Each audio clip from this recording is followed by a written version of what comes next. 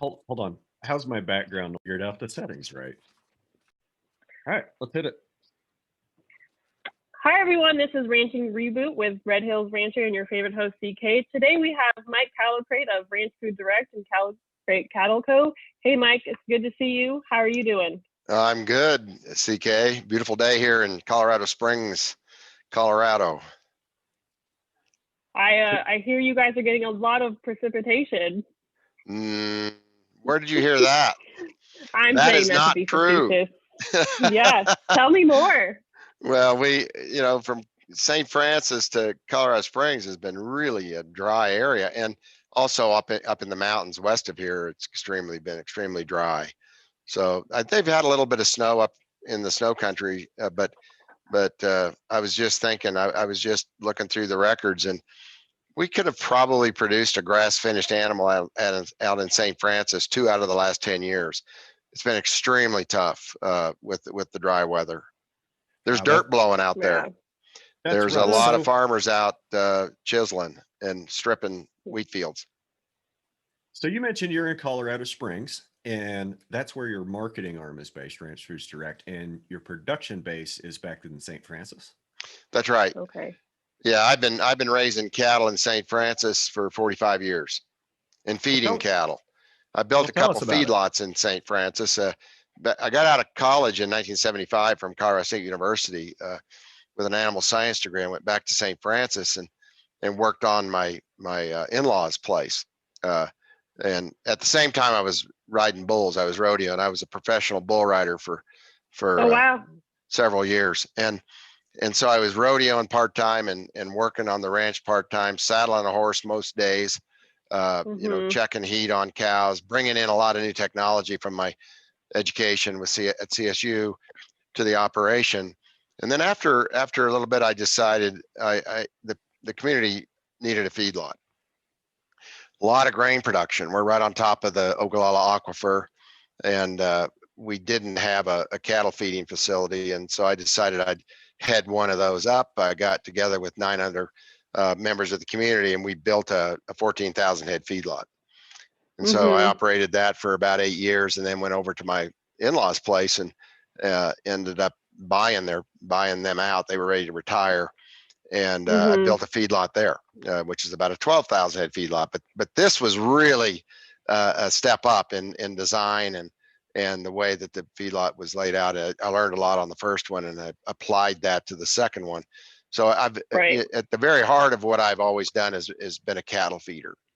And so I kind of went from feeding cattle on a commercial basis to feeding cattle just for myself for Ranch Foods Direct. And basically what happened is about 1988, I heard the president and CEO of IBP, Bob Peterson, give a speech to the Kansas Livestock Association. Now that's 1988, so that was a long time ago. And he basically was saying that, we need to make these big packers like Montfort and Cargill, make them stop feeding cattle. They've got a real advantage over IBP, who was a cash trader. And he said, you guys really need to help us make them stop feeding cattle. It's in violation of the Packers and Stockyards Act, the way they're utilizing those inventories. And he just wanted to bring our attention to it. And so, I got thinking about that. And basically we didn't do anything. The organizations didn't do anything. Kansas Livestock Association, National Cattlemen's, none of them did anything. And so it was a couple of years later that Bob Peterson came back to the Kansas Livestock Association and says, well, guys, you didn't do anything. So what we've decided to do is to develop our own plan for captive supplies, and it's called the formula. Well, I call the formula the nuclear warhead of the arsenal of captive supplies, the weapon of captive supplies. And it was brilliant. I mean, IBP didn't have to own any cattle. They didn't have to build any feedlots. They didn't have to worry about the 30 inches of snow that's blowing straight across the road in Dodge City, Kansas. They didn't have to worry about anything. They got all the cattle they wanted without investing a single penny and without taking any risk, because the feedlots were so desperate for a cash bid or any kind of a market for their cattle. And so the formula took off, And our share of the consumer dollar as a rancher plummeted from then until today. So that was what happened. But after the formula and about probably shortly after the 1990 meeting at KLA, I just started speaking out. I started writing quite a lot. I can't remember when I started the blog, but it was at least 20 years ago. But I just wasn't willing to be in the cattle business without a competitive marketplace, because it's a fool's game. It's a fool's game to buy your raw material in a competitive market and sell your finished product in a predatory market. It's just that simple. You're going to go out of business. And that's exactly what's happened to ranchers and to cattle feeders. The farmer feeder, which I think is critical to a competitive market. Lots of those guys bidding on calves every year. That's all gone. We lost over 84,000 of those cattle feeding operations, and almost without anyone saying anything. And I know it's embarrassing to go bankrupt. Of course it is. I mean, the Kansas Livestock Association, the NCBA, the land grant universities, they're all saying it's because of your bad management. You should have been managing your risk. Trade in the futures market. If you really want a stomach ache and lose a ranch in a hurry, that's how you get that done. And in addition to not having a market for your cattle. And so I got to speaking out a lot, and I got blackballed. Finally, they had enough. I sued IBP in 1996 as one of the plaintiffs in a class action to try to get them to stop using captive supplies to depress price and manipulate markets. And the big packers all just decided, we've had enough of Callicrate. Let's just not buy his cattle. So here I am with my 12,000 head feedlot with 14,000 in it because I couldn't sell them. And finally, the only buyer I had was National Beef. No one else would buy my cattle. And so finally, I just asked the National Beef buyer what was up. And he said, okay, I'm not supposed to tell you this, but I've been told not to buy your cattle. Well, that's obvious. Here I am sitting on these overweight cattle. And so I called Dan Glickman, who was the Secretary of Agriculture at the time, and whose job it was to enforce the Packers and Stockyards Act to stop this kind of thing from happening. And I said to Dan, who I knew, he was from Kansas. You guys know him too. He was a former legislator in Kansas. And I said, Dan, why don't you just enforce the Packers and Stockyards Act? And he said, well, Mike, in this day of globalization, we need big meat companies that can do business globally. And so he drank the Kool-Aid of globalization, whether it's the Ronald Reagan Kool-Aid or the Bush Kool-Aid or the Clinton Kool-Aid or the Obama Kool-Aid or the Trump Kool-Aid. I mean, it's all the same flavor. Yeah. It's all the same thing. It's about global corporations having all the power they want to do business globally. And it's this false mentality. Taste the same. Yeah. And it's this false mentality of trickle down economics, that exports are going to save us. And, if packers do well, producers will do well. And it's just wrong. So anyway, yeah, I was in the lawsuit. I got blackballed. I called Glickman. I did call Glickman. He said, I'll tell you what though, Mike, I'll make a few phone calls. And so he called ConAgra up in Greeley, formerly Montfort, and now JBS. And he said, buy all of Callicrate's cattle. He basically forced him to buy my cattle. And I went empty. I just got rid of every single one. I've got a picture of this beautiful, well-designed, wonderful facility that was serving our community well. And it's totally abandoned, and 15 people went to town without a job. And so I just decided about a year later, I said, this is a bunch of crap. I mean, we can, you think about the three legs of the stool: litigation, which I was very aggressive with; legislation, which, you can work on, but with little success because of the ownership of Congress by Wall Street and big corporations, and the mentality of the Ronald Reagan deregulation kind of thinking, which started with him. But wait, what about the solution? Would that be fun to build a new pathway, a safe pathway to the consumer without the predators, without the big meat packers putting you out of business, without having to get out of bed every day and looking at the cattle futures market to see how you're supposed to feel? Wouldn't that be cool? Yeah. So that's what we did. We started Ranch Foods Direct. Community. Yeah. But I got to tell you, the only way you could start Ranch Foods Direct is because you have another business that makes money. the Callicrate Yeah. bander. That's where that came in as this godsend of a business that let me eat while I still was investing and taking a lot of risk in building this alternative pathway to the consumer, which is called Ranch Foods Direct. And so that evolved over the years. I mean, we started out in killing our cattle in Colorado Springs, GNC Packing Company. And then when they were going to go out of business, we got into the mobile slaughter stuff and started using a mobile slaughter unit at St. Francis. And we built a break plant in Colorado Springs to where now we had everything under control, from the raising of the animal to the slaughter, feeding and the slaughter, and also being able to cut it up and sell it in the wholesale and retail markets. So we had our pathway built, and now it's just a matter of operating it, efficiently and well. And that's where we are today. And in fact, the mobile unit just got pulled out of the building here last couple of weeks ago. Really? And we've now got a standalone, purpose-built slaughter facility in St. Francis. Now that we know it works, we can sell the mobile slaughter unit. It's going to Montana. Montana Farmers Union and Farmers Union Enterprises bought it, and they're going to make it part of a teaching curriculum at Northern Montana College, which is part of the university system in Montana. And so we're going to start teaching cutting and butchering and all of that to students up there.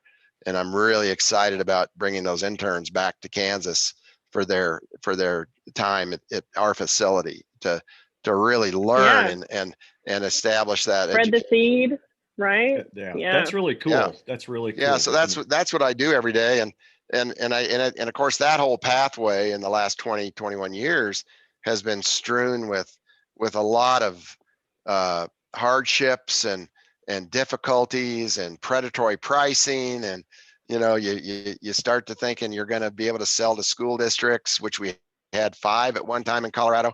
And then the big packers come in and just, blow you out. And the whole farm to school thing has failed. And we were part of that original Good Food Project here in Colorado Springs to feed kids good food in District 11. And that all went away. They initially saved $600,000 the first year in food costs going local and getting rid of Sodexo. The next year it was $900,000. And then they decided, well, hey, we've got self-managed now. We're saving all this money. What if we would buy cheap food like we were buying before? Well, that's what they did. And under a lot of pressure, of course, from the superintendent and the management and administrative arm of the schools that always are looking at pinching pennies. So all that's gone. We don't have any more school districts, no school lunch at all anymore. We had 23 Chipotles at one time. We're going to 50 some, and they just told us we're done. They replaced us with Australian beef at 30% savings. And so we've been through this. I talk about the local food movement is over. And I see these new groups that are out there thinking they want to get a mobile unit and they want to start selling direct and you look at their performance and they've got wholesale in them. They're selling to restaurants. And I say, I need you to go in and delete that line, because there is no way that you can sell profitably into the wholesale market as long as Cisco is there selling imported beef that is far below your cost of production. In fact, procured below the cost of production in the country it came from. There's no way you can compete with that. And they hate it because they really needed that line in there. And they say, well, we've got a friend with a restaurant. No, you don't. I don't care if it's your brother. When Cisco comes in and offers them the $3,000 kickback to kick you out, plus a far lower price, it's really hard to keep that restaurant business. And they're always under a lot of pressure to make money. And now they've got their minimum wage thing coming. I'm saying, take it out. We've got to build the pathway to the consumer, not to the wholesale market. The wholesale market is a predatory market, and it's one where you die. That's where you go to die. And so, we want to sell direct to consumers. COVID hit in March. Our retail business was 400% of the year before. And we never ran out of meat, because we kicked it in gear. We had the capacity, we had the animals, We simply kicked up the slaughter. We kicked up everything. We worked everybody's butt off. I mean, wore them out, but never had an empty shelf in our store, as opposed to the big guys who had completely empty shelves. And so Right. now that business is 130% of a year ago. So you can see how much it's dropped off as the big box stores got reloaded with product, with meat, right? And so we've also, there's another cautionary note, is don't depend on people wanting to buy from the rancher going forward as to the extent that they did initially with COVID. So be careful. Don't get overextended. My good friend Gary Battles, who I think is the best feedlot manager ever that there ever was, he managed the Fairley feedlot in Scott City, Kansas, and was a mentor for me years ago. I remember him saying to me one day, he says, Mike, don't swim out further than you can swim back. Well, who would have known how deep the water was and how many sharks were in the water? I mean, who would have ever known that you didn't have to swim out very far before, hell, you were eaten? And so I've always kept that in mind. And so when we think about building this alternative food system, do it very carefully and do it conservatively. And the thing that I think changes the world right now for ranchers and for people wanting to sell direct is public markets that are owned by the public. And that's where your cut plant should be. Go ahead, Brian. I didn't mean to interrupt you. I was just going to wait for you to pause. Mike, you and I talked several times last year through March and April and even into May about meat plants and COVID and how that was going to interrupt the supply chains and the way that could possibly get into the markets. And you threw a concept out at me of a small community cooperative nonprofit meat plant. And I wanted to make sure that we kind of got there and covered that concept a little bit more. Yeah, and Brian, this is something that really is around this sort of public market concept. So I think the rancher, you and your neighbors can own a mobile unit. Make it a modular unit, because that way it's tall enough to kill bulls and cows. If you can start turning your culls into ground beef that you can sell direct, that's huge. If we can add value to cull cattle, that's a big deal. And that would have the effect of just improving the price in the overall market, it's to some extent, or at some later date when you have enough volume. But that's a big deal if you can sell cull cattle and get $5 a pound or something for the ground beef, which would be very competitive in today's market at retail. And so you can do that in your neighborhood. You can put that together and try to locate that unit at a feedlot. And the reason I say at a feedlot is because they've got the pens, they've got the feed, they got the water, they've got a manure supply to compost your slaughter waste in, and whatever discharge water from your unit you have, which is very, very minimal compared to the big packers, very minimal, you can discharge into a pollution pond that is part of their Kansas Department of Health and Environment rule that they have to have at a feedlot. And so feedlots make a lot of sense to locate a mobile or a modular unit at. And then that's it. That's your investment. That's all you're going to do is your community and your cooperative effort of ranchers. Then the next thing will be, what is your closest urban center? Let's connect the eater to the rancher as directly as we possibly can. And so what I want to do, and Brian, maybe yours is Salina, maybe it's Wichita, but go to that community, meet with the city council and say, look, we need a public market in Wichita. Everything Kansas is going to be in this market. There's going to be vendors, there's going to be a cafe, there's going to be a meat market, there's going to be a carcass cutting room. It's going to be a food hub / public market. And you see food hubs that have just failed all across the country because of the predatory nature of the market. You can't compete with food waste, which is a other issue entirely that we can talk about sometime. But when they're giving food waste, when they're giving food away as food waste and getting the tax deduction, that becomes a profit center for big boxes. And so food hubs can't Right. compete with waste in the market. And the other thing, And can you talk about the scale of the plants that we're talking about compared to the big ones, the ones you're trying to introduce? Absolutely, yeah. But the thing is, the food hubs have failed to incorporate meat. And I guess I don't know why. Maybe the vegetarians have run the food hubs. But the thing is, meat is so critical in making that food hub work. That's your high value. And these are animals that have, harvested the grass, which is what you've got to sell, Brian, and it's what I have to sell. I mean, I don't sell vegetables. Don't have the ability to produce vegetables, and I'm a long way. I'm 200 miles from Colorado Springs. And so, vegetables aren't my thing. My heart doesn't like vegetables like it likes cows. Yeah. Yeah. I just want to see food hubs focus around meat and carcass processing. And so let's put a mobile unit out there, or a modular unit out there, I prefer. And let's figure on 20 cattle a day. And here's something that's pretty interesting. Let's do 20 cattle a day, and let's use 5 people to do it. That's easy. We can do that. 5 people doing 20 cattle a day is 4 animals per man.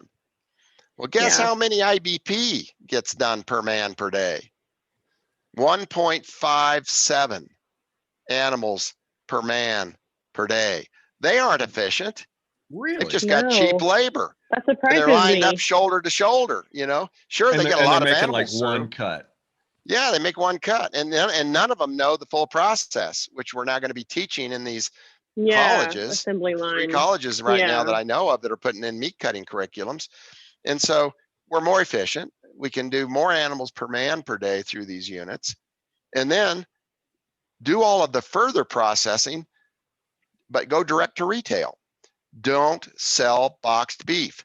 And we can talk about boxed beef and what a tragedy that is, and what a horrible mistake it was, what a march of folly it was to even develop it to begin with. I mean, you go back, that's really an interesting story about how it all developed. But when I grew up in Evergreen, Colorado, I was 13 years old when I started working at the grocery store. And I ended up working in the meat department before I graduated high school. And everything we did was cut from the carcass. That was 1969, 1968, 69 in there. Everything was cut from a carcass. And these guys were really skilled butchers, and they were great to be around. And guess what? They drove new pickups. They drove nice vehicles and lived in houses that they owned, not like the workers in today's meat industry. And how much money was coming back to the ranch gate in those days? We were getting 68%, 68 to 70% of the end retail value. Today, you're getting about 35%. So not even half. Not even lost half. 30 years We've ago. lost half of our share of the consumer dollar because of these predators that stand between the ranch gate and the consumer's plate. And so we're building this model to go around it. So we're meeting now with the city council in Wichita, Kansas. And we're saying, look, would you people be interested in building, or maybe using an existing structure, hopefully in your city center or near there, that we can house a public market? And if you guys need ideas on how to make that happen, look at the Reading Terminal Market in Philadelphia, which is my favorite market in the country. There's 70 vendors under a roof, all independent businesses, all paying extremely competitive and low rents. It's become the heart and the soul of Philadelphia. They will not allow a chain anywhere in the building. It's all got to be independent businesses. That's what we need in Wichita, Kansas. And that's what we need in Billings, Montana, in Great Falls. It's what we need in Denver, and they've killed it in Denver. They killed the idea because of the developers. Your biggest enemy to a public market is the developer market, the rent collecting market that charges too much rent. Because it kills the aesthetic, or what's the reasoning? Oh my gosh, no. These are the most attractive places in the world because there's so many people and so much commerce going on. What it does is it competes with them on the rents that they're charging too much. And so it's their biggest enemy. But here's the biggest threat to the developer community that runs Colorado Springs. the one that runs Denver, is people become a community again around commerce, around independent business, and around consumers getting good food that's healthy, healthcare bills drop. I mean, all this stuff is so positive. But the problem to the developer community is it becomes a community of people who vote. And when they start changing the city council to people who represent people instead of business, that's their huge fear. That's their biggest fear, is the public market will be a place of political action. It'll be a place of community organizing. It's so exciting that we can see that change from the urban center. And now all of these people that ranchers, have never really met and don't know and don't understand, right, from the vegetarians who just wanted a good steak. They've never had one. They've never been able to buy a non-industrially produced pork chop, and they don't want to eat it because of that reason. Now these people are all becoming your customers. In fact, they're scheduling a tour out to the ranch. In fact, if you've got a place they can hang out under an oak tree or whatever, they'll bring their tent and spend the night and teach the kids. I mean, it will change the world of ranching and of cattle production, of pork production, by connecting to the end consumer, who now is a motivated member of this community and has suddenly transformed themselves from this aggressive price shopping consumer, which the Walton family, Walmart, taught them to be, to now being a conscientious citizen, and one that cares about the leadership in their own community and their state and their national leadership. So we can change it with food. I mean, that's where you really connect to people, is over a meal. Absolutely. And through food. And so the public market is the key, I think, to making this happen. Now what you've got is more demand through the mobile or modular unit than you can possibly meet. And now you start putting in another one and another one, and you start connecting on the mail order side of the business, because now you've got this place that you can do all this commerce and all of this stuff, and you can start expanding the business now because you've got the community organizing piece in place. Now the school board is going to make better decisions about where their food comes from. And oh, guess what? Administrative salaries are going to come more in line with teacher salaries. And the importance of serving good food to students and how it impacts learning is going to become important. So now there went all your cull animals. We got to go figure out how to get more of those. In fact, hey, we got kind of an old herd. Why don't we go in and just peel off that oldest set of cows and replace them with some younger animals right now? And you can just see this thing sort of evolves. Ripple effect. But I remember when I sat down with District 11 administration, after they kicked me out of District 11, and by then I lost all the school districts because everybody was following the District 11's good food program. I went in and they were extremely nervous, thinking I was going to attack them, for making this horrible decision to get rid of Ranch Foods Direct. And I said, look, I am, well, first of all, the conversation went, the guy in charge of the school food service said, look, it's our responsibility is to teach children, not feed them. And the superintendent looked at him like, would you kindly suck those words back in? You didn't say that. You did not say that, although by God, they both meant it, but he didn't want it said. And so they started backtracking, and I could just see they were so fearful of a confrontation. And I just totally relieved the pressure. I said, look, the reason I am here is to thank you for the business that we've had for 5 or 6 or 7 years. I'm here to thank you. Oh, okay. I mean, everything changed. And I said, and maybe someday we can come back and put the program back together again. But I'm here to thank you. But I did learn a lot that day about what their real mission was. It's to reduce all their costs. And wow, if you could see the graph on administrative costs in education, it's crazy. It's a 45-degree angle. And Yeah, so you can it's a just see, skateboard ramp.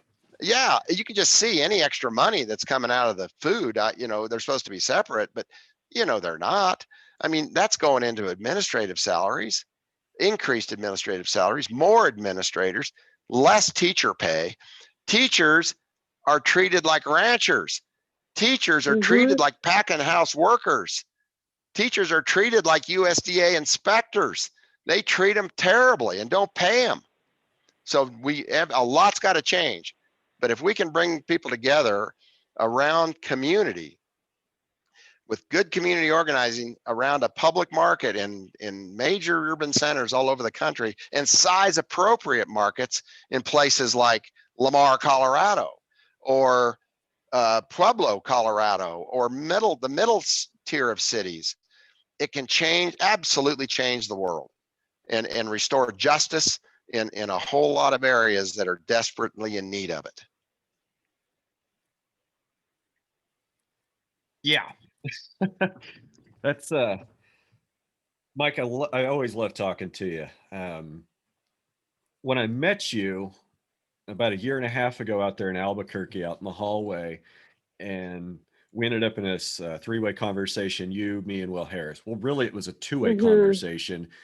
You and Will Harris were just standing there, just chatting, and I was kind of standing there trying to keep my jaw from falling out of my head with my mind blown, just trying to absorb all your knowledge. So sometimes I just have to take a step and go, yeah, and then catch my breath. So mobile slaughter. I know that there's a lot of, we're talking about mobile slaughter plants and, small community meat plants and public meat spaces. And I really love the conversation. So why, you said put the mobile slaughter plant at a feedlot. And so can you explain why maybe a more of an on-farm harvest model is a much more sustainable and a better model than transporting them to a centralized facility? Sure. And Brian, when I talk about a feedlot, I'm not talking 100,000 head, captive supply feedlot of Tyson or Right. IVP. I'm talking about my right? ideal feedlot is maybe one that feeds 700 to 1,000 cattle, in which case they may be under the provision that they don't have to have all the pollution controls if they stay under 1,000. But you do want a facility that KDHE, Kansas Department of Health and Environment, is going to like, and they like me. They like me because I've got the pollution controls. I've got the composting site. The composting site is so important. You've got to have that in order to get rid of your slaughter waste. There was a small plant in Las Vegas, New Mexico, that really went out of business, much because, well, first of all, market access was difficult, but they were paying the city to haul off their slaughter waste, and they just kept increasing those rates. And you simply can't afford it. You need to turn slaughter waste into a fertilizer and into a compost product that has value that you can sell, or you can put it on your own land and save a bunch of fertilizer costs. And so that's why I'm talking about placing these units where the animal is. If you can kill an animal where it is and not transport it, think of the reduction in stress and how that directly impacts meat quality. Do you realize because the big packers have put so many small packers over the last 40 years out of business, animals are traveling much further to slaughter, and they're suffering the shrink, the stress that goes with that, and that does impact meat quality. And not to mention the carbon cost of the transportation. Oh, absolutely. And but who's paying that cost? The rancher, the cattle owner, the feeder is paying that cost. IVP is now killing cattle. So does all of them are killing cattle hanging. And so you have to pay the freight to get them there. And back when I first started feeding cattle in 1978 in that feedlot, the packer paid the freight. Everything was a cash bid. You negotiated a cash bid. Back then we were getting 60-something% of the consumer dollar, 65% of the consumer dollar. And then it all changed. So now the producer has to pay the freight, the animal has to suffer the trip. There's a lot of cattle today traveling 600 miles to slaughter. That is just flat out wrong. And so meat quality suffers. And the other thing is, if you can kill animals where they are, your freight to get the carcass to the consumer is 30% less, because you're not shipping the slaughter waste. You're not shipping the live animal. You're only shipping the carcass. So that's much more efficient to only ship the carcass where it's going to be consumed. Now, And there's if all the offal and the bones and everything that don't get shipped, well, I guess the bones would go on the carcass if you're hanging quarters and halves, but all the offal that, all the waste, that's still on the farm and can be easily composted. You don't have a large amount of it at one site. Exactly. And it's going to get utilized to build soil health, which we think is really, really important, right? And so you will have your skulls. You're going to have your feet until you get to boiling those and selling feet. You're going to have that foot joint, at least, that's going to be in your bones. And so basically you're going to put everything inside a manure pile. You might even add some additional biomass, depending on where you live and what you've got. Wood chips work great, corn stalks, some weeds that you baled up out of a field, anything. 6-year-old crappy hay that's sitting in the windrow. Absolutely. Yeah. Anything biomass that adds heat to the process. But when you're done, you want to be able to screen that product and get the bones out. And then what we do at St. Francis is we take those bones and turn them into bone char. We pyrolyze those bones. And so now we have bone char, which is equal parts phosphorus, calcium, and carbon. And then that gets blended back into a fertilizer, whether it's a compost or whether it's sold in small bags in Colorado Springs for the vegetable people or the folks that are growing food. It's a wonderful soil amendment. And so but that's a lot farther than other people are going. But it makes so much sense to do it. And then the value added, right? Yeah. Right. And then after the bones are charred, they're very easily broken up into smaller particle size, which you can do whatever size you want. We've got a little grinder that we use, and we're able to grind to whatever particle size we want. But that's just another value add. But one of the big things that we have to work on as we develop this model out more and more is we've got to find a market for hides. When I started in 2000, when I started in 2000 with Ranch Foods Direct, a hide was worth around $75. And now a hide is being composted. They have absolutely zero value. But the same consolidation and concentration that we had in the beef packing side and a lot of other industries as well, we've had in the rendering market and in the hide market. And so we've lost the value for those things. Now, that doesn't mean IBP doesn't get anything for their hides, or Tyson or Cargill or JBS. Of course they get paid for their hides, but they're processing, initial processing of blue chrome processing on their hides, and they're no doubt going to China, or at least they did go to China to be made into products. Well, why aren't we doing that here? Well, it's because of the predatory nature of the market and the fact that the same predator nature of meat packing has gone into other sectors of our business. So we've got to come up with an idea for some hides. Let's stop throwing these hides in the compost pile. And that right there alone would add enormous income. Another value add. Now that's a line I want to see added to the Performa at some point. Get rid of that wholesale line, but put on the hide value line. So we've lost a lot in drop credits, what we call drop credit or offal values. But at Ranch Foods Direct, we're selling all of our hearts and our livers, our tongues at good values. If once you get your project going, you're gonna have a pet food line with all of those things in it, mostly livers and hearts and ground beef. People are really concerned about feeding their dogs the way that we have been feeding people. That's made us so sick. We've done the same thing to our pets. We've made them sick with bad nutrition. And so we've got a very nicely growing business in our pet food side. We sell a 1 pound package of ground pet food. And then of course the bones are a wonderful treat too. So, we're selling bones at a good value. So, but I want to hit back on that public market thing. And and how that's so key to to the success of these enterprises of slaughtering where that animal is. That needs to be financed by the consumer and by the public, not by the rancher. The rancher's already way out there on his risk and extended on his mortgages and he's putting up way more than his fair share of the capital that it takes to put food on the plate. So let's talk about John Eichard's community food utilities. I think it's the smartest thing I've ever seen.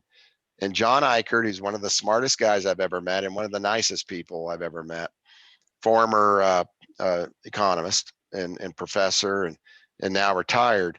But John Eichard has got this concept called community food utilities, where the community, the city of Wichita, puts up the money. They put up the place. They own it. No developers are welcome, ever, never. It's the community that owns it. It's a nonprofit that serves the community and will most certainly serve the city in a good way. And not so somebody like the Batista brothers in Brazil. No way, no Batista brothers and no developer equivalents of the Batista brothers. And so you first of all, you've got to get a city council that's friendly to small business and doesn't just cave and put in a stoplight with an arrow for every chain that shows up. You need them to put the money and the infrastructure in so small businesses can thrive and be protected from the Walmarts and the dollar stores and all of that. In fact, make dollar stores illegal. That would be a good thing. Make dollar stores illegal, like Tulsa, Oklahoma. There are a few cities around that have set a good example. Why do you hate Dollar General so much? See, that's the waste economy. What we've done is we've developed this industrial model of corporate control of our economy. I mean, what did they ever do to you? They come into these small communities, they provide jobs, they have products that people in a community need. What's wrong with that?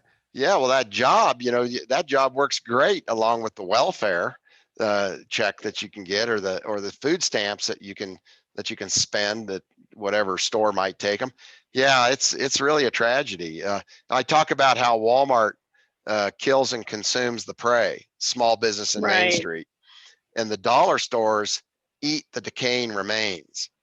Right. So when a dollar store comes to town, it's over. It's really over. And little old Falcon, Colorado, out east of Colorado Springs, has two of them right across the road from each other. And so we're living in the waste economy. We're living in an economy, the secondhand economy, basically, when the dollar store shows up. And unfortunately, we even had a dollar store come to St. Francis, Kansas. So the cafe that my friend Gordon Ross and I had breakfast at, and a bunch of other of the farmer and folks in the community ate at for 20 years, from probably 1990 to 2000, whatever, went out of business. And I kept telling the owner and the proprietor in that cafe, I said, you can't charge $4.50 for breakfast. Oh yeah, but nobody can afford it. Nobody will pay more. Well, she ended up going out of business. So the building was there. They scraped it and put a dollar store in. So the very cafe that had the community table that all of us met at every morning at 6 o'clock for 20 years, where we did good things for the community, where we planned and did neat stuff, where the Callicrate banner was designed on a napkin or the back of a placemat. And by the way, we saved all those drawings, those engineered drawings. That's where it all happened. That is now gone. It is now a dollar store. It cannot get worse than that. And so what remains on Main Street is now under the pressure of selling waste at the dollar store up on the highway. Not even on Main Street. It's up on the highway. So even in my own town of St. Francis, Kansas, I wasn't able to stop the dollar store. I'm just one citizen. But at least we can raise awareness, Yeah. And in the last year, we've definitely stopped shopping at dollar stores since kind of realized some of their implications on the supply chain and what they actually do to the community. And we've encouraged several of our friends to do the same. And you get backlash from somebody. Oh, well, there's 3 people that work there. My sister works there. She has a job. Like, well, What about the grocery store that's suffering that had to lay off 2 people because Dollar General put in a food section? What about Yeah. those 2 Exactly. people? Yeah, and what about the health care she lost when she left that grocery store when it closed? Yeah, Yeah. the part-time 29 Yeah. hour a week job at Dollar General so they don't have to pay health care. So what you got to see when you look at a dollar store or a Walmart or most chains is a business that externalizes its costs. So I always said if you could see, if there was a scanner that when you left a Walmart would give you the dollar value of what your food really cost, I'm talking the cost they've externalized, from labor Right. to sick people who eat that bad food, to the environment, to the meat packing workers, all being paid below living wages. My God, you can't believe how expensive that food is. But you don't pay it at the register at Walmart. It's going into the Walton family's pockets and to shareholders. So that's how you have to start seeing these businesses that are part of the waste economy and part of what causes a waste economy. And so what you see selling at dollar stores is a company that went out of business because Walmart was standing on their neck. And so we've got all that inventory that has to get sold or thrown away or whatever, but it's going to go through a dollar store first. And just like the vegetables and the fruit and the produce items at a big box store, when they give that away to a nonprofit, they get a tax deduction that basically gives them a value higher than the price they paid for it. So now Oh, even the wow. waste that they throw away is making them They're money. making money off of. Plus, Wow. they get to claim the credit of being a good community member that gives things away, a philanthropist type, Right. benevolence to this company that, oh yeah, there's a good reason, Brian, to shop at that place because they give food away. Oh Yeah, yeah. but what did they do? They gave food away and it's reduced the local demand for the community supported agriculture project that's in town or the farmers market that's in town. And the real evil that arised out of this special IRS treatment for food waste is a company called Food Maven. It started here in Colorado Springs. They were getting free food from the big box stores, and they weren't selling it at retail. They were selling it into the wholesale market, the restaurant, hotel, institutional market.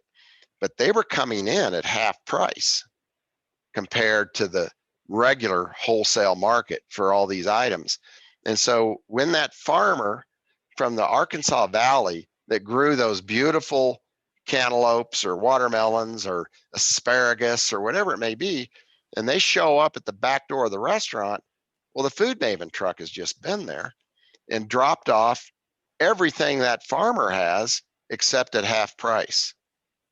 So it just completely destroys your local regional market development when you've got this food waste stream that's profitable to the supplier that's giving you the food waste and putting everyone else out of business because of the low prices that it's being offered at. So that's something that has popped up here in the last several years that really did just wipe out the wholesale market for local suppliers. And it's only profitable because it only exists because of legislation, and it's only profitable because of subsidy. Absolutely. Serious subsidies. And we don't see externalized costs as being subsidies typically, do we? I mean, we see the farm subsidies for growing corn and soy that we don't need, that benefits the next buyer of that product, which is the big food companies, the big feeders, the big hog integrators. They're the ones that are benefiting off of that. So we, as consumers and citizens, we kind of understand those kind of government subsidies for farmers, but we don't have any idea the amount of subsidies that all of us are providing every day in the way of taxes, in the way of supporting these companies that externalize costs. I mean, we got so many homeless people. We got so many people living under the bridge and on the streets right now in Colorado Springs. It's just so sad. And I'll tell you, we had the mayor before last, that decided he was going to solve this homeless problem in Colorado Springs. And it was just such a brilliant idea. I can't believe we all haven't thought about it. But his idea for eliminating that homeless problem was to make it illegal. How simple. I mean, done. It's solved, right? Right. Yeah. Let's just make it Yeah. illegal. I mean, Yeah, you made it that, illegal. that won the war on drugs, right? We just make them all illegal. Absolutely. You And make they'll it go away. illegal. And basically his town cops are patrolling the, the stream side locations along Fountain Creek and elsewhere, and they're just running them off. Well, Mm. where'd they go? They went somewhere else, but we certainly as heck didn't solve the problem. And of course, this was one of those city mayors that, if a Walmart wants to come to town, well, I'll tell you what, we'll give you a stoplight. We'll give you a turn lane. In fact, would you want a double turn lane perhaps with an arrow? We'd be If you happy want to some do that tax for you. breaks and maybe some free Oh, by utilities gosh, too. yes. The Walton family has more wealth than 40% of Americans. Let's give them a tax break. Of course, at the same time, the small businesses just going, they're filing their bankruptcy papers. Because they're raising taxes on Main Street every You day. bet. And they don't have any customers because the aggressive price shopping consumerism is taken over. Honestly, if you want to treat a disease, I'd love to find a cure for it. But the aggressive price shopping consumerism is one of the worst things we can do, and for self-interest. It's contrary. It is the most contrary thing to our self-interest that there is, being an aggressive price shopper. So I go into Ace Hardware here in Colorado Springs, one of the better hardware options, and they say, do you have a rewards card? Every single time I go into Ace, do you have a rewards card? And I say, no, I want to pay more. Everywhere. Yeah. I say, no, I want to pay more. Mm-hmm. And they look at you like, are you crazy? And I say, no, I want you to get paid better. I want you to get a living wage. And they'll look at me like, oh my God, you're a wonderful person. You're one of those. But then they'll say, well, that'll never happen because it's going to get sucked up into shareholder returns, right? Or whatever. But still, I think that has to be the attitude. All these discount cards and, payback cards and all this baloney out there that we get a wallet full of cards, and I don't want any of it. I want to pay. Mm-hmm. I want to pay a fair price because I know that's how an economy should work. So a little earlier, you kind of almost veered off down a rabbit trail I was hoping you were going to go down, talking about how corn and soy subsidies end up mostly in the bank accounts as profits in these multinational meat corporations and even multinational food corporations that produce baked goods like hate to call them out, but like Nestle and Kraft and General Mills and those sorts of things. Can you unpack that a little bit, Mike? Well, if you don't have a marketplace that fairly distributes dollars within the economy, competition is so important. And this is why when we declared our independence in 1776, what we were really doing is declaring our independence from monopoly. And back then it was the crown. It was the crown, and it was the East India Company, the corporation of that day. And so we were leery of corporate power from the very founding of our country. And we hated monopoly. And we've shown our hate for monopoly again. The robber barons, when we broke those guys up in 1900 and to 1921, when we finally broke up the big meat packers. And so our country as a rule has hated monopoly. And the reason we hate monopoly is because they interrupt the economy and the flow of dollars from the consumer back to the producer or the worker. And so when you inject that abusive market power of monopoly, then what happens when you, as a solution to lift producers so they don't all go broke and we starve, we decide we're going to subsidize them. Well, rather than break up the monopoly and restore competition, we feed the monster. We give the monopoly more money, because if you give a farmer the ability to produce for less by subsidizing him, then the market is going to fall, like on corn or soy or wheat or cattle or whatever it may be. The big corporations are simply going to pay less. And boy, did they. And Brian, you talked about the producer share of the consumer dollar right up front. It was 70%. Now it's 35%. We've lost half our share of the consumer dollar, and that is because of monopoly power and abusive market power of big corporations. And so any subsidies that we give out, even if it's to workers, well, then we just lower the wage, or we take away the health care, or we do something to keep them in the same place that they're in. And that is a place of poverty and despair and modern day slavery a little bit. Exactly. And so yeah. rather than subsidize and making taxpayers pay more for everything via their tax dollars, break up the monopoly power and restore competition into the marketplace. And I am not talking about rancher to rancher competition. I'm talking about overall competition. I'm not talking about beating the crap out of your neighbor and selling your calves cheaper. I'm talking about competition in the various sectors in the industry, from retail to meat packer back to the feedlot and to the ranch gate. We just need an environment of competition. And good things happen when you do that. And so, IBP has been on a mission from the very, very start when they started their company, which is now Tyson IBP. But they've been on a mission to eliminate competition. In fact, I heard that there was a really good book I read here lately called Post-Corona.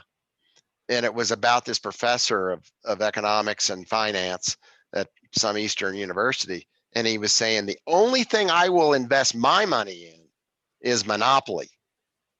I won't invest in anything except a company that has a monopoly position in the marketplace, because guess what? Nobody else has a chance. In the end, nobody else has a chance. You've got to invest in the monopoly. And so why is Wall Street doing so good when America is doing so poorly? It's because Wall Street represents the monopolies of our country and the world. That is something that is contrary and inversely related to the welfare of Main Street workers and small business. And so the more you see Wall Street going up, the more you're seeing the opposite occurring in St. Francis, Kansas, in rural America, all across the country where people actually do the work. Look at healthcare. Look at the hospitals in California that have the monopoly on healthcare and what they've done on charges, on hospital charges. It was on 60 Minutes the other night, is the reason I bring it up. They totally have a monopoly. And it's during COVID.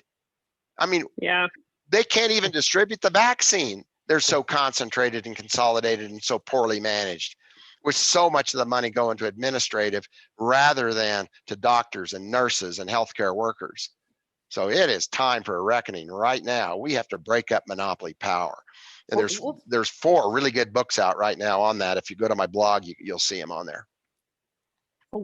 Let's take a minute and define monopoly, because maybe not everybody has a clear concept of what you and I, of what the three of us do about what we're talking about with the meat packer monopoly. Because on the surface, somebody can look at it and say, oh, well, there's 4 meat packers and they only have 83% of the market. How is that a monopoly? So can you break that down a little bit, Mike? Well, technically, it's not a monopoly. It's an oligopoly. They're the buyer, so they're not the seller. So on our side, from the cattle producer's side, it's really an oligopoly. But who wants to define all that stuff? I mean, didn't we all grow up playing that horrible game called Monopoly? And don't you remember when you were the first one out and had to sit on the couch and everybody was making fun of you and when you just my little hated... nephews and nieces want to play it, I'm like, no, thank you. Yeah, I hate that game. I hate it. It's a game that divides. It's a game that divides, right? Nobody likes each other when it's over. And it's not a good game of Monopoly if the board doesn't get flipped. Or have you seen there's a little clip with a boy crying, and then she goes, why are you crying? And he's like, taxes. Like, this is sucks. Taxes. Like, welcome to the real world. But really, it was an amazing game to teach what is wrong with monopoly. And so basically, monopoly is concentrated power. And what we've done with the word is we've expanded its definition really to cover the oligopoly and all of the other monopsonies and everything else that's out there. Let's not be too technical. Concentrated market power can get to the level that it is monopoly.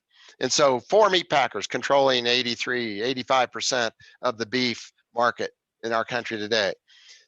In 1975, IBP was advised by a Boston consulting group that they should cooperate with the other big packers, not compete. I know that from an executive vice president from IBP that I got to be friends with during my lawsuit against IBP. And so ever since then, we've been fools playing in a fool's game because they've been rigging the darn market. And of course, now you see the result. They've stolen half of the ranch share of the consumer dollar, or the feeder or the cattle producer share of the consumer dollar. And so we've been played by organizations that were captured by the big meat packers, like National Cattlemen's Beef Association, the Kansas Livestock Association. They even took our check off and used that against us to promote the best interests of these big corporations. And so monopoly is when power is so concentrated that you lose competition, that the consumer is getting a raw deal as well as the producer and the worker. And so back in 1921, Senator John B. Kendrick from Wyoming was given his statement on the floor of the Senate. And basically what he said was, today with the meat packers so highly concentrated, 5 of them controlled like 50 to 70% of the market. I've got to look that up again, but it was big. I mean, they were really concentrated, and they owned vertically from the railroad all the way through to the retail, basically. And so what happened was Senator John B. Kendrick said, look, they've got their hand in the consumer pocket, they've got their hand in the producer's pocket, and they're sucking it out of both. And boy, is that ever where we are today. And so we need legislators, new legislators. The old ones we just get kicked out of there. But we need new legislators that will support the breakup of monopoly power. And we've got such a great group right now with Barry Lynn at Open Markets. We've got Family Farm Action, and they are really focused on breaking up, concentrated power. And an obvious leader right now in this effort is Elizabeth Warren. She didn't get the nomination as the Democrat candidate, but my goodness, she's good. She's good on this monopoly power stuff. And when we talk about politics, this is where the rancher gets in trouble. This is where the cattleman gets in trouble, is they want to join a team. They want to be part of a team. And I had an attorney, Buck Watson, back in 1996 that told me, he said, Mike, politics is about addition, not subtraction. And it's also not about division. And so what we've done, I think, in rural America with farmers and ranchers and people who have honestly been screwed so long by monopoly power, is we've allowed ourselves to be divided, in which case you lose. And so I don't really care if they're Democrat or Republican. Do they want to fight to break up monopoly power? Well, Elizabeth Warren does, Cory Booker does, Tim Ryan does, Mike Lee, staunch Republican conservative, does. I mean, it's the Republicans, based on their party platform. They should be the ones going after abusive market power, not a bunch of liberal Democrats. But the Democrats Republicans supposed to be the small government party. Yeah, exactly. Well, it's But the more concentrated power gets, the bigger the government gets, because then the concentrated power owns government. In fact, I put out a blog piece this week about how the temple of democracy has really become the castle of the lords of big business. And, we've got K Street. I was on K Street back when Obama was in fact, it was the day or before his inauguration. I was in Washington, D.C. in Tom Daschle and Bob Dole's lobbying office, Alston and Byrd, and boy, you talk about a palace on K Street. And so they've got all the hors d'oeuvres out, and they're serving some snacks and different things. And the inauguration is going to happen. I mean, it was like that morning at 10 o'clock, and it was going to happen at noon. And I'm in there with my friend Herman Schumacher. And Tom Dashiell's there, Bob Dole, he's somewhere in the building. But there's this whole circle of lawyers, mostly young guys, standing in the circle. And now remember, this was 2008. And I said to that group of lawyers, I said, you know what really needs to happen here in Washington, D.C.? Oh, what's that, Mike? I said, we need to turn K Street into low-income housing. And we need to turn the mall into a garden so they can eat.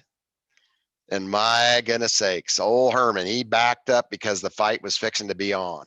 They hated what I just said. We need to get rid of those lobbyists in Washington. We need a citizen government, not a corporate controlled government. And so Tom Dashiell saw right away that it was fixing to be a real battle. And there was going to be some hard feelings probably. He just stepped right into the middle of the circle and he says, Mike is right. And so that's how it was left. And it's only grown worse. It's only gotten worse.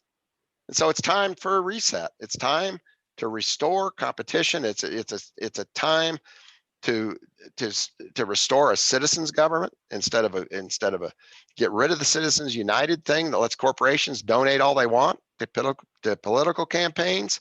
That's all needs to go away. And I don't know if it happens under this administration or not, but I'm putting all the pressure I can on, and I'm supporting groups like the Open Markets Institute and the Family Farm Action Group. And give you just a little history on the open markets thing. Barry Lynn, who I really learned my story about monopoly power from when he spoke at a group that I was a part of here years ago. He told the story about how we have declared our independence from concentrated and monopoly power, twice at least, with 1776 in the robber baron era of the early 1900s. And he says, and now we need our third revolution now, today. We need to declare our independence from concentrated power. Well, Barry was part of a group that worked on this open markets type stuff.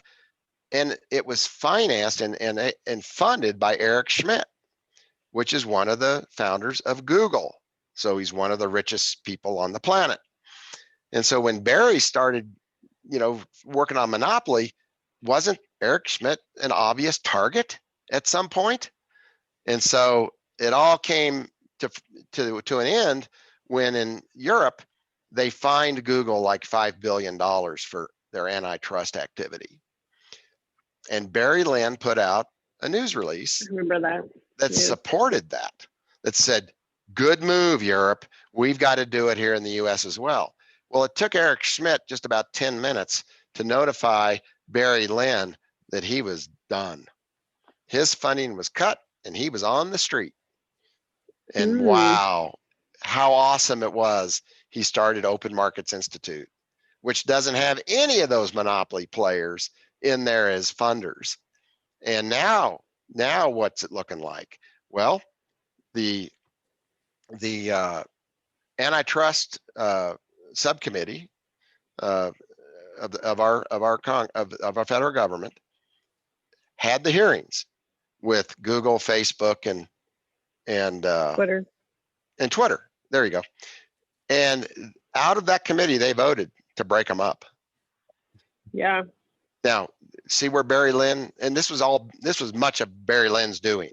In fact, Zephyr Teachout and some of the others that testified that day were part of the Open Markets Institute. And so now it's kind of come around almost full circle to where Eric Schmidt is going to be faced with some antitrust action. I'm very, and of course we just need more Elizabeth Warrens and people of her mentality in Congress, in the Senate, both House and Senate, to push this through, because it's honestly a freedom issue. It's totally a freedom issue. If you don't have a market, you don't have freedom. You don't even have a semblance of freedom if you don't have a market for what you do. And then I remember, so they got fined $5 billion from Europe, right? I remember Right. talking to that to my internal team, and one used to be the founding member of Google. And he was like, yeah, that's not a big deal. That's one day of revenue for them. Exactly. Like Google doesn't care. Yeah. And I thought that's huge. Like that's crazy. That Well, has no and have impact. you guys been looking at the fines that JBS has agreed to and Tyson is agreeing to? They Right. laugh at that stuff. They've already made the money. They're just going to give part of it Mhm. back. That's like, And then they're going to get it back again right away out of their supply chain. It's going to That's like- come right out of your pocket as a rancher. It's going to come right out of that worker on the line. They're going to speed up the chains. Watch them speed up the chains. They'll make that money back in a matter of hours. yeah, they're just going to sit Mhm. there, look at their watch and go, yeah, it's 2:00. Fines paid Right. today. Well, if you're going to fine a company, and if they have honestly done an illegal act, you don't do a settlement agreement where they admit no fault. Because unless you take away their power to keep doing it, as well as remove their ability to punish, I mean, they are going to punish Congress. They're going to punish all of us to get that money back. And they're not going to change a single thing that they do that gave them the ill-gotten gain to begin with. So what's the fix? We're kind of touching on a little bit of politics and policy, and we're kind of trying to straddle a line and not get partisan, and I really appreciate that. So is the fix more legislation or simply enforcing what we have on the books, or is it maybe some deregulation or a combination? Well, just hit the dereg thing. Part of the bit, what gave us the problem was the dereg mentality of President Reagan. When he said, government is the problem. Well, really, he was just speaking for big business, saying, look, we want fewer rules. We want to be able to make more and lie, cheat, steal without, being prosecuted. That's what that really meant. So I think it's actually more effective regulation of the right things, not just regulations that put small meat plants out of business or regulation that puts small business out of business. And be careful on the minimum wage.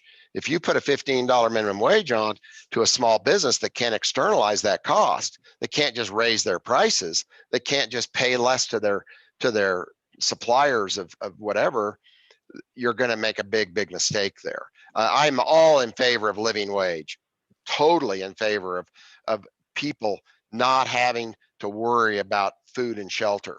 We've got to pay a living wage, but we've got to be smart in the way we go about it. And it's just too easy to just say, okay, everybody has to pay $15. Then you end up with nothing but big box stores and Wall Street based companies that are just going to pay their raw material suppliers less, or their suppliers in general less, or they're going to take it from someplace, but they certainly aren't going to take less return on their invested capital. But Brian, I think what we have to do, step number one, is we have got to have a recovery program for aggressive price shopping consumerism. We have got to turn consumers into citizens again. We have got to take part. We have to be educated. And who was it that said it?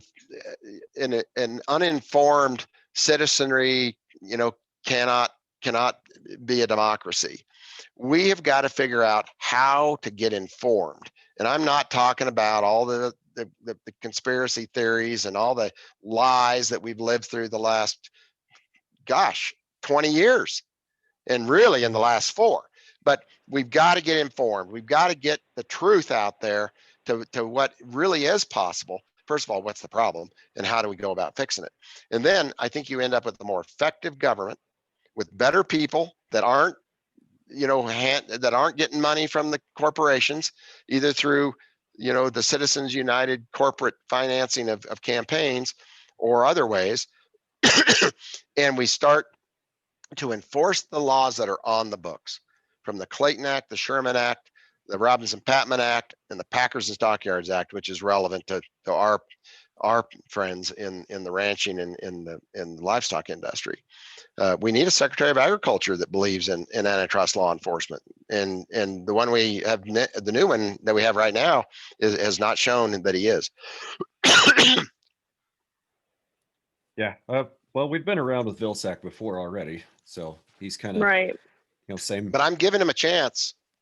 You notice the stuff I'm putting out on my blog or whatever. I am not calling him out, but I'm giving him the opportunity to be different than he was the first round. And I think that's totally fair. I think that's how we cannot make everyone our enemy and expect to move forward. We've got to work together. And I am just hoping and praying that Bill Sack comes with a different attitude, not And a Mr. lot has changed, Monsanto. right? Yeah. Yeah. And, Yeah. I know you've caught some shade before about aligning yourself with the Humane Society of the United States and some of these other animal welfare groups that don't necessarily have that most producers don't traditionally have a very high opinion of. And kind of, I guess what I'm getting at is, we need to get past some of this mentality of winners and losers and align ourselves with some of these other groups that do have our mutual um, shared interest in mind at the end of the day, even though they may have done some stuff in the past we don't really like, or they may have said something over here we don't necessarily agree with. As long as we can share, 80 to 90% of our core vision about, local food systems and local food systems and making the world a better place. I think Mm-hmm. that's important. Brian, we talked about politics is about addition, not division, not subtraction. Humane Society has 11 million members, and they're pretty motivated folks. It may be because they like cats and dogs, which I do too. But these people are not vegetarians. 95% of them eat meat. They just don't want Tyson, JBS, and Cargill's meat, and they certainly don't want Smithfield's meat. And so 11 million people, 11 million members is power. It's a powerful group.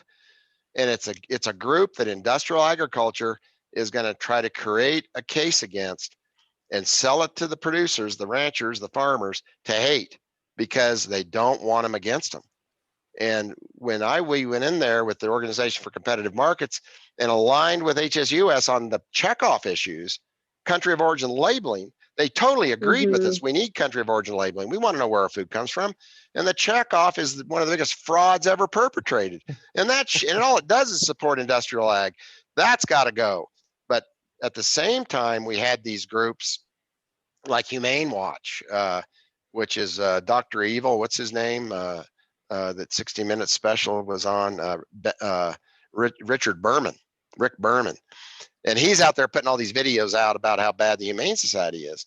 Well, that was a lot like the QAnon conspiracy stuff. It honestly wasn't true, but it didn't matter if it was true because he was able to plant the seed of hate and contempt against HSUS. But the fact is, they did us a lot of good during that alliance. They supplied the legal help to file the cases, which haven't gone anywhere because we don't have a fair judiciary. We've got a judiciary that really supports big business. And so we got a whole lot of work to do, but it is important that we align with other groups that have similar interests. Even like with RCAP, they aligned with the Consumers Union. Now there's even a bigger group of people that we should most certainly be aligning with. And please, you've got to understand, everybody listening has got to understand that the consumer is not the enemy. And when I got into Ranch Foods Direct, it was such a wake-up call because now I was dealing with the people who were buying the food and eating it. And man, is there ever a variety of beliefs and people, different kinds of people and all. It's wonderful really that we have this diversity. And oftentimes I think from the agricultural community, we have rejected diversity. Go back to St. Francis, Kansas. It's a German-Russian community. It's white. And I remember when my oldest son was in school and that black kid showed up, his mom worked for the telephone company and she was a single mom and had a black child. And what an awesome kid. And all the kids in school loved him. He was a fantastic wrestler. His name was Kyle. He was unique. He was this weird thing that came to St. Francis. He was black, and none of these kids had really been around black kids. They may have seen him, but this was way back, 40 years ago. But we reject diversity in many cases, and we honestly think our success may have to be at the expense of another person, and that is just a flawed argument. Our success is going to be dependent upon the success of everyone. And we create a lot of wealth in agriculture. It's really where the wealth comes from. soil, water, and sunshine, as if in a continual miracle, wealth's created every year. And we are the wealth creating engine, but we are also the ones that are the most impoverished. I mean, honestly, Brian, we get a negative return on our asset. We eat into our equity. We don't even get a wage. I mean, a farmer, a rancher selling below cost of production is you get paid? He's worse off than anyone else in the economy, because I mean, look at the suicide rate among agricultural producers. I mean, I lived through the 80s. I mean, the 80s, and we're back again. Worse. This is worse than it was in the 80s. Well, and then we got these guys like Bill Gates buying up the farmland. Oh, yeah. And all it is because he's got too much money, and where are you going to park this much cash? Let's remove that land's problem. Generally a good investment. You know, so let's talk about that for a minute. You know, we talk about, you said there's 11 million members of the Humane Society of the United States. How many people work in ag? Like what, 2 million? Yeah. And that includes like all the migrant farm workers that come in and pick crops.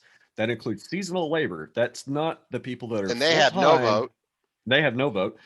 And that doesn't include, the number of people that do what you and I do and some of our previous guests that are full-time livestock producers. That number is a shockingly small percentage of the population in this country. Like there's less than 1 million of us that are full-time raising cattle. And, you want to talk about a minority voice? We've got the minority voice, even though, we're sitting here, a couple white guys, and the last couple guests have been white males, and we are changing that. Next guest, we do have a young lady coming up for our next guest scheduled, but we're trying to bring in, and we're trying to give everybody a voice, not just existing producers. So something else I want to get into is, you talked about the checkoff. The checkoff promotes sales of beef. And us as cattlemen, we just want to sell cattle. So tell us how the checkoff screws us with our own money. Well, the control of the checkoff lies in the hands of the National Cattlemen's Beef Association, which is really a meat packers organization. They claim to be the Cattlemen's Association, but then they added beef in, and they put the big meat packers on the board, and it's now really just a meat packers organization. And so basically what they've done with the checkoff is they've got an $80-some million marketing budget to market beef and to benefit the packers. And much of that money is diverted to lobbying. So much of that money is going on into Washington, D.C. to get the kind of legislation that benefits big meat packing, big retail over the producers who have to pay the checkoff. And so basically what you've done is you've been asked to buy your own hanging rope. And you have got that done. And in fact, over 40% of us that have bought our own hanging rope have literally died. We are literally out of the business.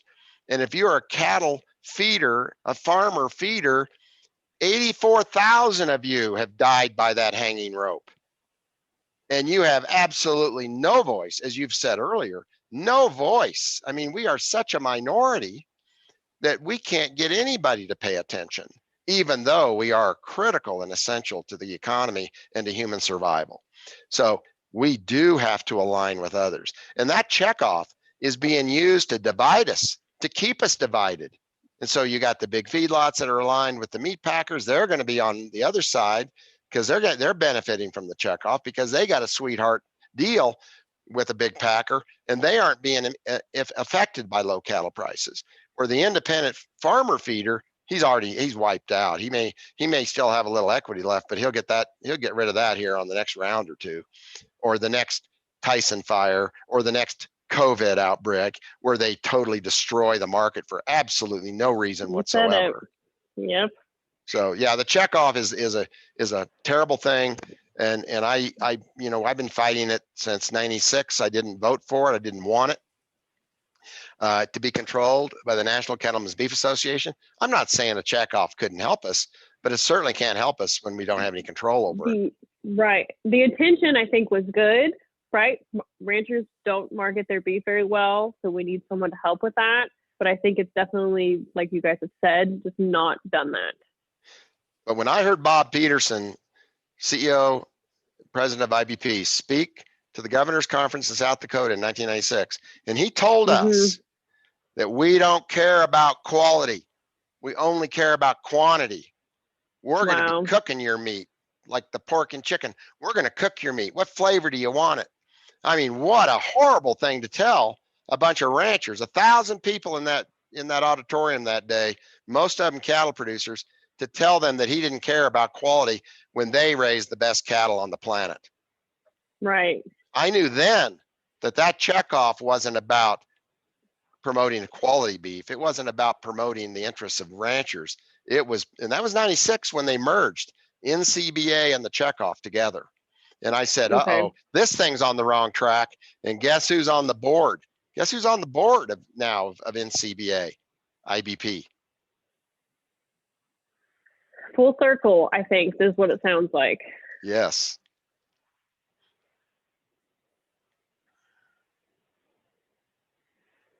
Oh, I think we unpacked a lot, and we're coming up at time. So is there anything else you'd like to say before we end? Also, our listeners, how can they get a hold of you, and where can we find your blog? Absolutely. My blog is MikeCallicrate.com. So you'll see what I do if you go to MikeCallicrate.com, CALLICRATE. And you'll see what all the things I'm involved in on that page. But then you can click on the blog. I've also got a listserv you can subscribe to. And I don't just cover you up with news and stuff. But when I see something that I think is really important, I make that available on my news listserv. And then I'll do a blog post, periodically, not too much of that as well. But anyway, that's how you get a hold of me. And I'm somewhere between St. Francis, Kansas and Colorado Springs every week. I go back and forth. Right now I'm driving the carcass truck because I'm using a smaller truck and not using the semi trailer because our dock's under construction. That's going to be done in the next 2 weeks. That's going to be really exciting. And I'll put some of that up on the blog so people can see. This is going to be a model of a slaughter facility we're going to want to replicate around the country. So, Brian, when you get your modular unit set up and you've decided, okay, we want something more permanent, I'll have a design for you to build it. Yeah, it's going to be really cool. See it too. Yeah. Yeah. So I think just one other thing. Yeah. Just one other thing we like to touch base on is if you could give advice to any young person like me who wants to get started in the same kind of direction you're doing, what would your advice be? Well, I'd form a public market community, infrastructure community, a public utilities committee, and I'd start building that out. And I always talk about how I want to start with the end in mind. Who was it that said that? I forget. Anyway, some guy that was really good. But anyway, start with the end in mind. So don't just go buy don't go buy a bunch of cows and sell into a low calf market and lose your grandma's money. That's really not what we should be doing, or family and friends money of any kind. We don't want to lose that. So let's begin with the end in mind. Let's implement the community food utilities concept. Let's create the market, and then let's start building that supply chain into it, which we can do super fast. We can do it really quick. But I want to start with that public market, that connection to the end consumer. And guess what that's going to do? If we get that done in a few cities, all of a sudden the big packers have a really rough time explaining to people why they have to buy those cattle so cheap. And all of a sudden you go from 35% share of the consumer dollar to 40 and 45. And in the next 10 years, you're back to 65%. And rural America is alive again. And we get the next generation excited That's about what's food so production. important. That's the most important thing. That's right. The next generation. And with that, Mike, it has been an absolute pleasure to have you with us today. And I hope you'll come back soon. Thanks. And have another conversation with us. We're really looking forward to getting this podcast underway. And like I said, appreciate you joining us so much. Thanks for your time today. And thanks for the opportunity, Brian. I appreciate it. Yep. This has been another wonderful episode of Ranching Reboot with Mike Callicrate of Ranch Food Direct. This is also, thank you guys for listening. I'm going to edit that out. Ugh. I need to work on that.